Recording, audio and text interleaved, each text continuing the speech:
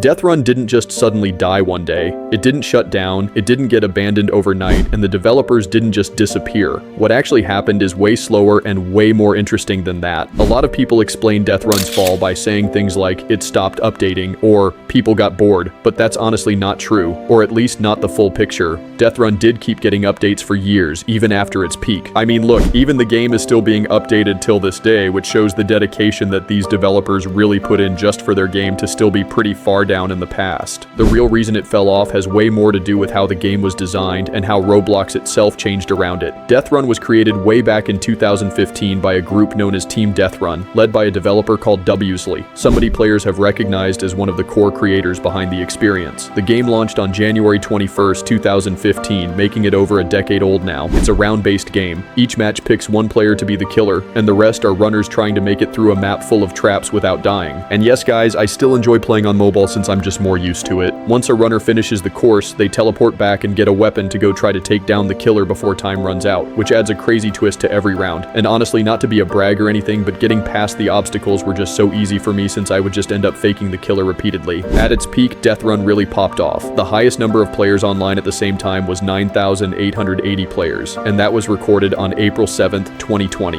That's huge for a Roblox game like this. And you guys probably never ever noticed this, but it was even Roblox's front cover for the mobile app back in 2017 to 2018, which was literally Roblox's prime, which showed how popular this game really was. But fast forward to today, and the highest it's gotten in recent weeks is only around 145 players, with typical peaks even lower. If you ever played Deathrun back in the day, you know why it worked. A full server of people screaming, bumping into each other, faking out the killer, and panicking when someone triggered a trap at the worst possible moment. That energy is what made Deathrun fun, but here's the problem. That fun completely depends on having enough players. Once the server isn't full, the entire feeling changes. The killer can literally just start watch everyone. Runners can take a whole decade just to finish. There's no pressure, no panic, no chaos, and the game at the point just feels empty. This is what really hurt Deathrun in the long run. It has what you could call a population cliff. When player counts are high, the game is amazing, but when numbers drop even a little, the game becomes noticeably worse. And when the game feels worse, even more players leave. And I'm hoping that you understand this, because this is what happened to a lot of old games that didn't make it.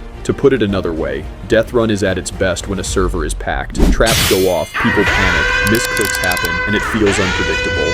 When servers are nearly empty, it just feels slow and bland, and that makes people drop off quickly, and surely if you were playing it, you would have noticed the same thing. What makes this really important to point out is that Deathrun didn't just sit there doing nothing. The developers actually tried to keep it alive. They added seasons, events, and updates well into the game's later years, but on modern Roblox, updates alone aren't enough anymore. Updates used to be exciting, now they're just expected. To really stay competitive, games need constant live events, battle pass style progression, rotating shops, daily rewards, and systems that practically beg you to come back every day. Eventually, Deathrun stopped being a habit and became a memory. People still remember it fondly, they still come back sometimes, play a few rounds, say wow, I remember this, and then leave again. But nostalgia visits don't keep servers full, and without full servers, Deathrun just doesn't feel like Deathrun. Deathrun still exists, it still runs, it's not shut down. But sadly, it's no longer where Roblox's attention is, and that makes it a perfect example of how a game can do almost everything right and still fall off. And I actually really do miss playing this game back in 2017, and if you haven't hopped on for a while, you should definitely go do so, and let me know your thoughts in the comments.